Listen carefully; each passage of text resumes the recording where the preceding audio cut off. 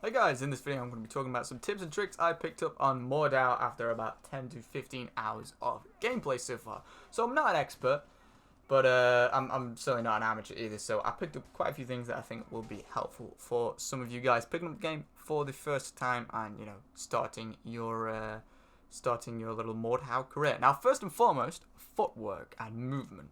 Straight forwards when on the attack, but move backwards when on the defense. Sounds super simple, but when you really put it into perspective and really think about it, it's actually, people don't put enough value on it.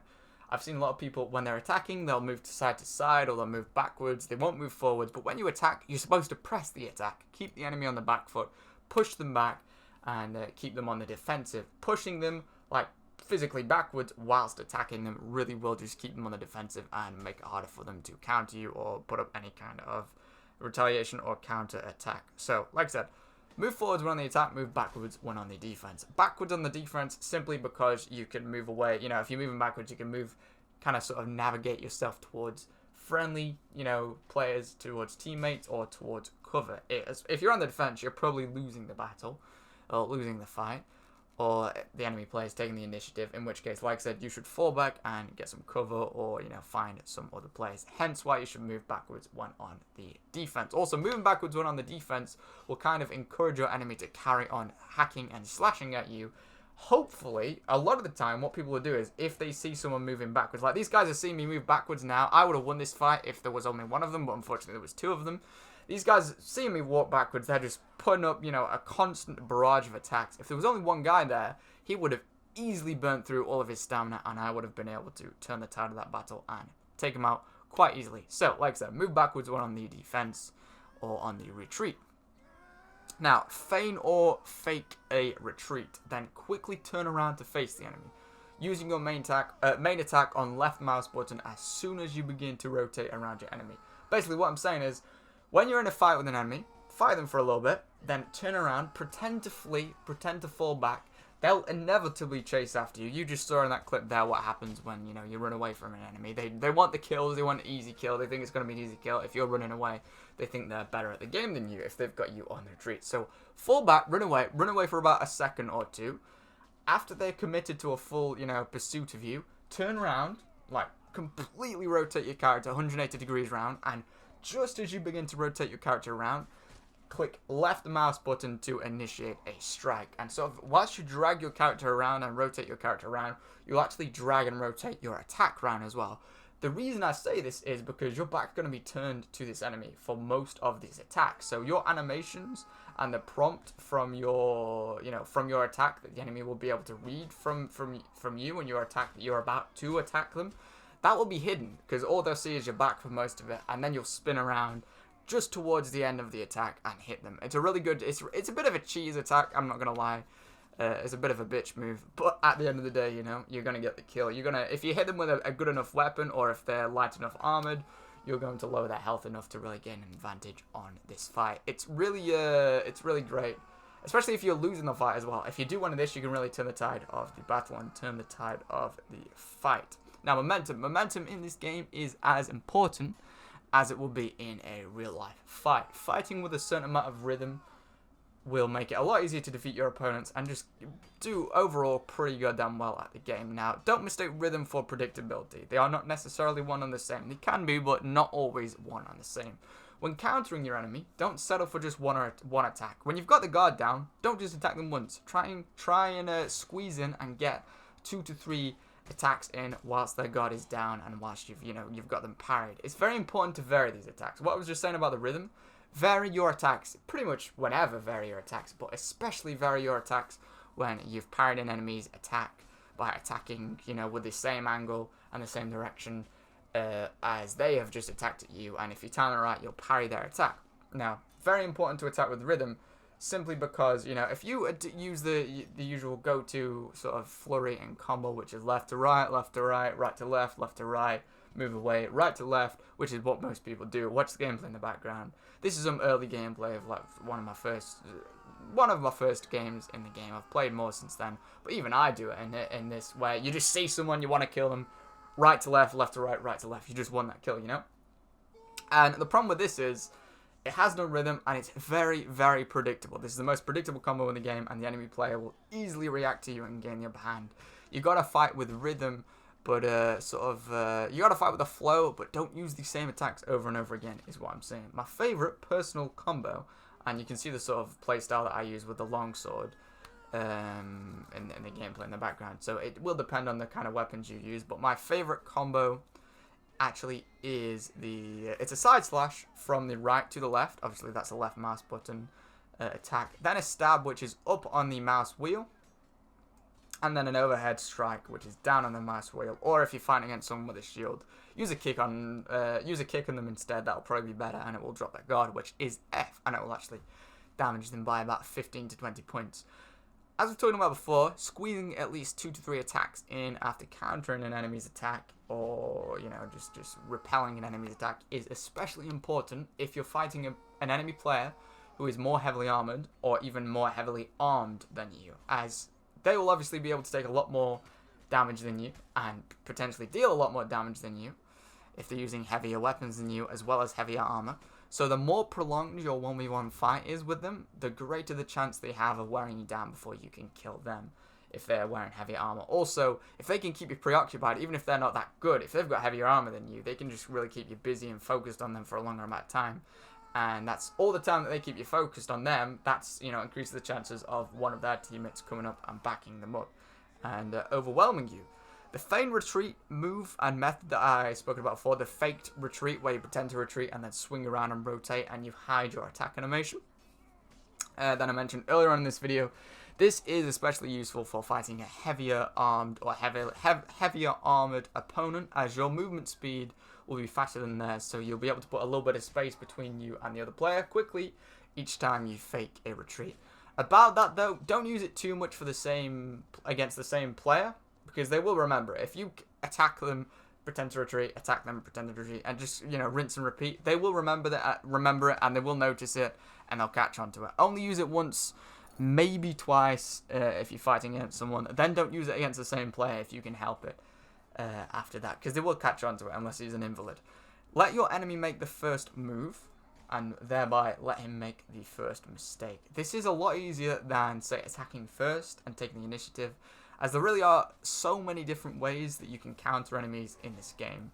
So really, the player who attacks first, if they don't land a hit, be it you or the enemy player, if they don't land a hit, they're automatically at a massive disadvantage already, just from attacking first and not landing a hit, and not, hitting their target or doing any damage.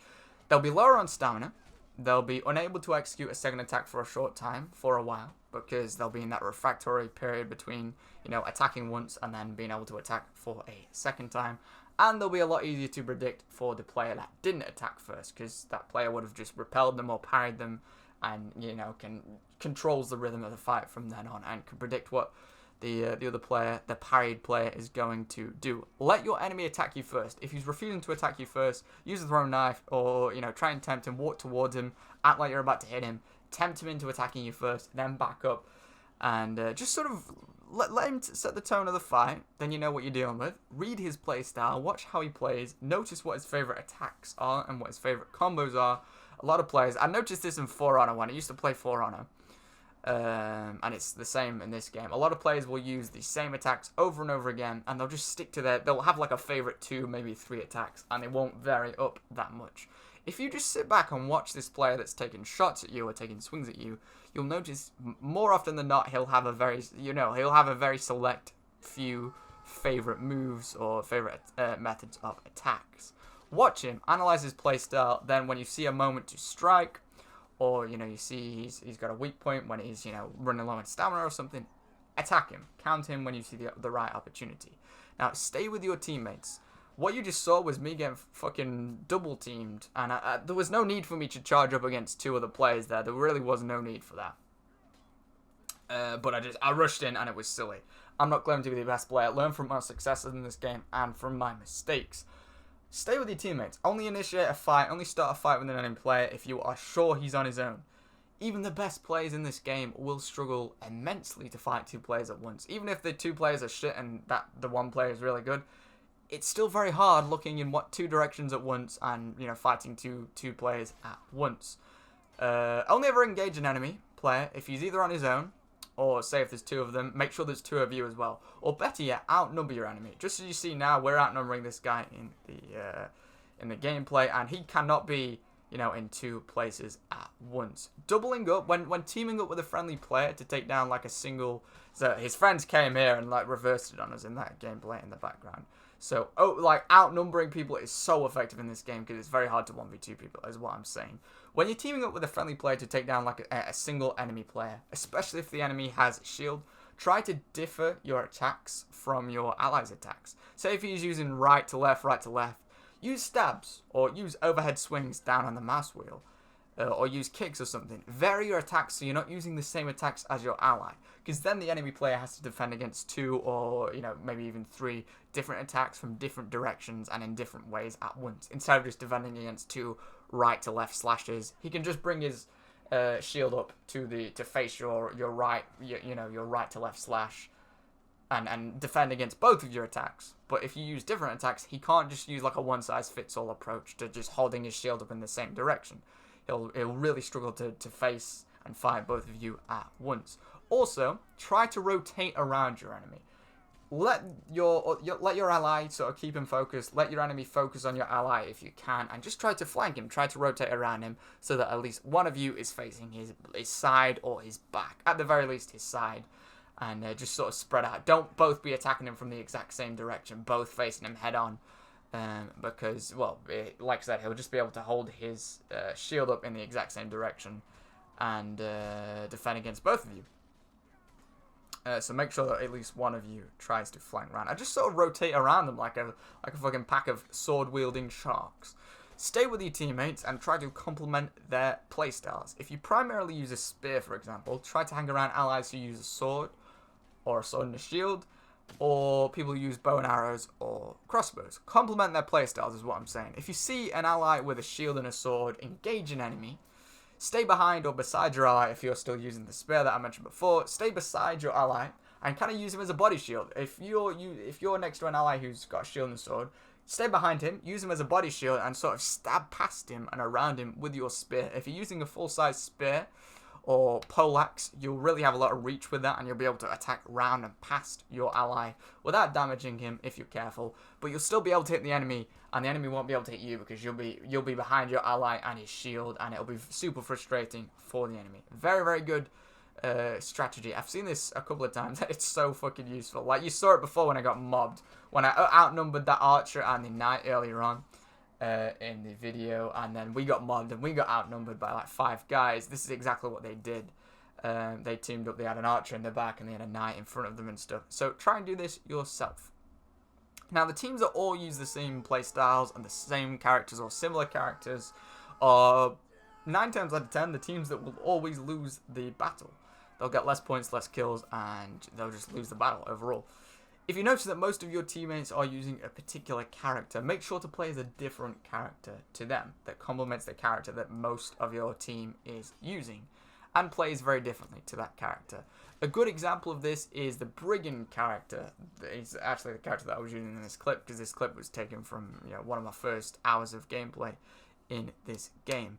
Most new players use this character as he is a pretty good all-round character. He's quite fast, he's got a little bit of armor but not too much, and he's got the highest damage rated sword in the game. So he's a great all-round character, and he's quite easy to get to grips with and learn the game with and learn, just the mechanics with. The problem lies with the fact that when an entire team catches on to how easy to play as he is, then the entire team is going to play as him, and then that leaves the entire team, or most of the team, incredibly vulnerable to the enemy team that may or may not be using archers in a more varied, roster of different playstyles. Archers, for example, can insta-kill the Brigand character that I'm playing as in this, or that I was playing as in this gameplay earlier on. They can kill the Brigand character instantly with a shot to the neck or to the head because he just wears a cloth hood. He doesn't wear a helmet or, a chainmail hood or anything. Also, he wears light and medium armor. He has medium shoulder pauldrons and light armor everywhere else. So if he goes up against in a 1v1 against someone wearing heavy armor or even just medium chainmail armor, he's pretty much always going to lose that fight because he's just going to have so much less health and hit points than the person he's fighting. He's a lot better used to capture points before enemy heavies can get to them and chasing down archers with his fast movement speed. He's really a glass cannon archetype. He's great for flanking as well. But yeah, like I said, he's a glass cannon archetype. He does a lot of damage, but he can't take a lot of damage himself. Now, a great way to take down horsemen is kind of try and tempt and goad an enemy horseman into charging you whilst you've got your back to the wall or to an object or solid object or some cover or something. Most players who get a horse only want kills and only want action. It's like a hero from Star Wars Battlefront 2 or something for some of you guys that watch my Battlefront 2 streams. They'll get it and they just want the action straight away and they just want to kill straight away. And they'll charge into any situation that they think they can get a kill from. If they see you seemingly out in the open and vulnerable, they'll charge you and they really won't think twice. They'll just charge in and try to get that kill and try to kill you and try to kill any teammates on your team. If you see an enemy horseman, try to get his attention, try to tempt him and goad him into charging you. Make sure you place your back against a wall or a solid, big enough object or piece of cover. And when he charges you and is about to collide with you, try to sidestep him to the left or the right. He'll go smack bang right into the wall or to the cover that you were stood against. It won't damage him, but what it will do is it'll bring him to a complete halt and a complete stop and leave him just facing point blank the wall or the object that he just charged into. At this point, he'll be super easy to kill. He'll be really easy prey as cavalry takes at least 3 or 4 seconds to fully rotate and perform a complete 180-degree turn at slow, at sort of walking speed. So, and it's also very, very difficult to sort of navigate your horse around and get him out from being stuck in a wall, whilst also defending against attacks from, 1 or 2 enemy players. So this is a great way to kill people on a horse. This is hands down the best way to kill horsemen because they really can be a proper pain in the arse otherwise. And just standing there in the open, hoping that you time it right so you can hit him and knock him off his horse, it's just not going to work and it's not going to go well. And 9 times out of 10, if he's a somewhat decent horse player and cavalry player, he will kill you. Now, it goes up without saying, stay out of the open areas of the map unless you want to get, rammed by an angry horse. Speaking of horses, most players are tempted to just charge full speed around the map and towards enemies. But the faster on a horse you go, the harder it is to turn and navigate on that horse, and the harder it is to turn around obstacles, avoid obstacles, and go towards, or even avoid, or go, move away from enemies. Horses, a lot of people don't know this, but horses actually have varying levels of walking and galloping speeds. Instead of just going, most people think, oh, they can either walk or they can either run. Look at what this guy's doing here, where he went straight into the wall, and he suffered for it, is what he did. Because a lot of players, they don't look at where they're going. They just see an easy kill, and they charge straight for it. They don't realize that there's a wall behind that person or a tree behind that person. They don't look ahead of the target. They just look straight at the target.